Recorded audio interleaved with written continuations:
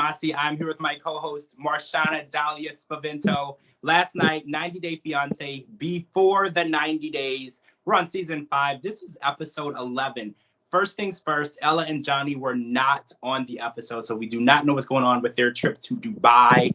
And we know that she did give him an ultimatum. If she did not go to Dubai and meet her for 2 weeks, she didn't think that she would continue only seeing him. So we're going to see what happens with that next week. So this episode was called Back to Square One.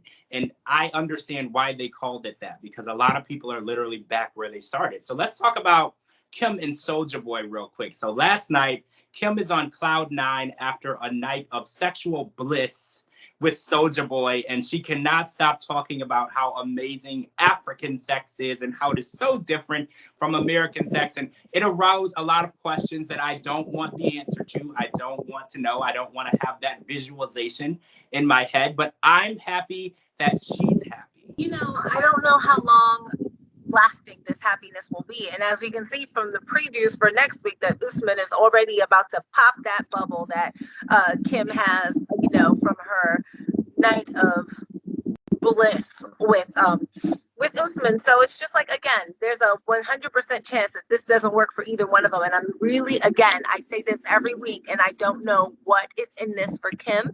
I mean, if somebody knows, please tell me. But it's like she's not even going to get to just kind of like bask in this glow, because it's going to be over before it began. It was already over before it began. So here we are. Well, yeah, here we are. She's going to eventually learn about Zara. And we learned last night that it was a little more than what he told us in the beginning, because he said that he was talking to Zara before he was talking to Kim or something. They overlapped. What could the surprise be, though? I'm so sorry, but like, what could the surprise be? The very video that he was down there to film, that Kim flew out there for, was for a song titled Zara, which we all knew was about a girl in the United States named Zara. So I'm not understanding why anybody would really think that it was just some girl that he knew. Obviously there had to be more to the story, right? So I'm not understanding the shock value here. Like, do we just forget because these seasons are like extra long and we're on like episode whatever, like people forget, but like I remember details. I do too. I remember, and it was odd to me that Kim never asked questions like, hey, you wrote a song called Zara, why couldn't it be Kim? There would be questions that would come up, and she never asked him. So I guess this is now the way to give her that information. And I feel bad because she's really, really happy. And we, like you said, it's going to be over before she knew it. And she's going to be back in the U.S. in California. And she's going to be back where she started. Yep. All right, guys. So let's talk about Memphis and Hamza. So Hamza's mom put some thoughts into his head. And she was like, I think you're getting married too fast. I think you're rushing into this. Are you sure that this is the woman that you want to be with for the rest of your life? And when you put it like that, and you're referring to Memphis, that really does put doubts in your mind, because she's very, very controlling. She's almost belittling, and she is a hypocrite. She will say one thing, tell you to do one thing, and she will do whatever she wants. So when you ask someone, do you want to spend your life with Memphis? That's a really tough question. And Hamza is really realizing that this is probably not the person that he wants to spend his whole life with. And even if it is, they need more time for him to understand that to be true. Yeah, listen, I don't think that mom put it in his head in a bad way. I think she just really wanted to sow those seeds of like, are you thinking critically right now? Sometimes we're not thinking critically, particularly in the space of like intimate relationships and dating. And when you're getting into marriage, which is a serious commitment, you really want to make sure you're doing the right thing. As much, I mean, Memphis, I try hard every week not to judge you. I try hard. It's not easy. And I know you watch this podcast, Memphis. I know you do.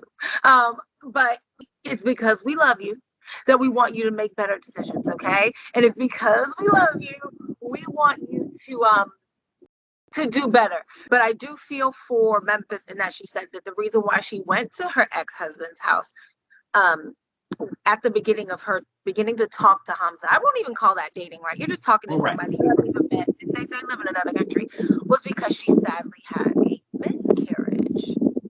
And that's the reason why. That left me with a lot of questions.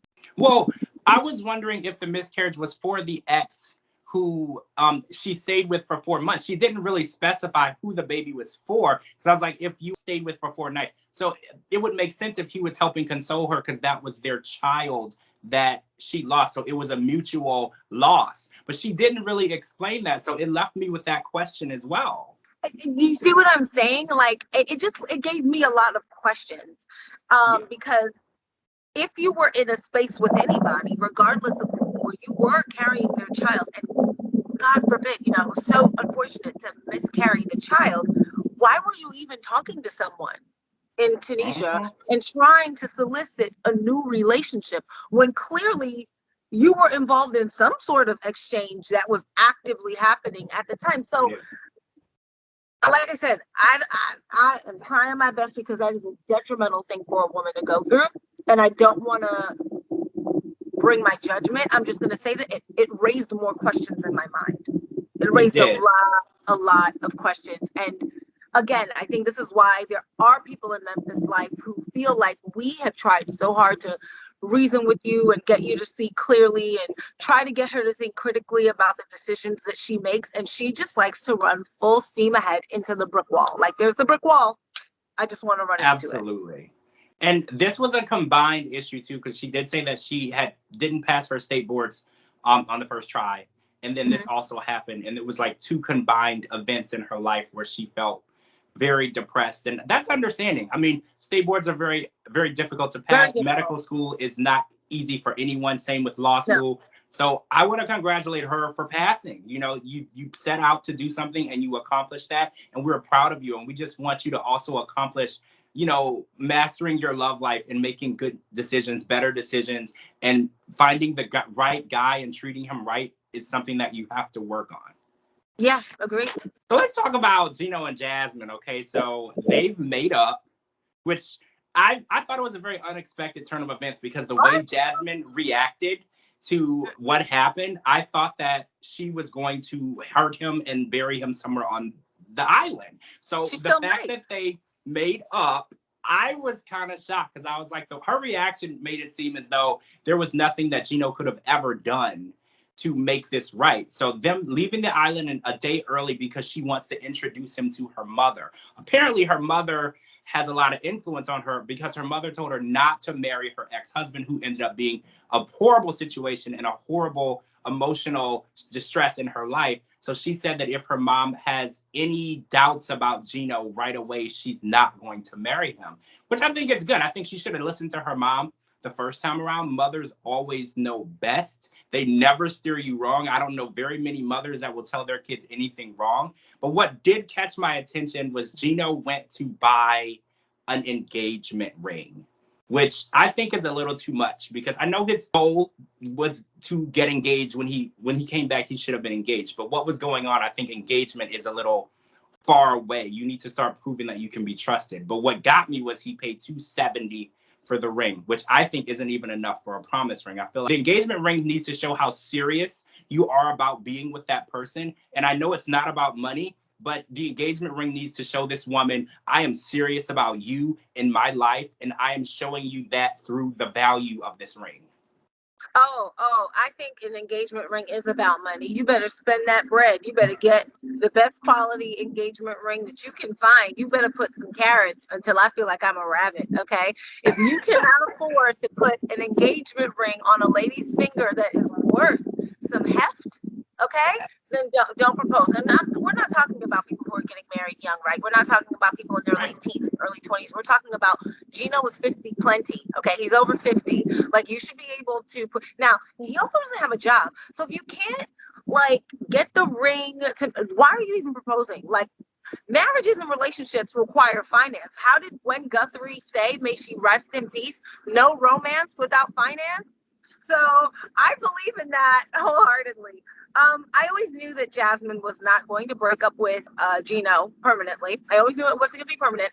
Sometimes it's not about what someone has done to you, but you still love them.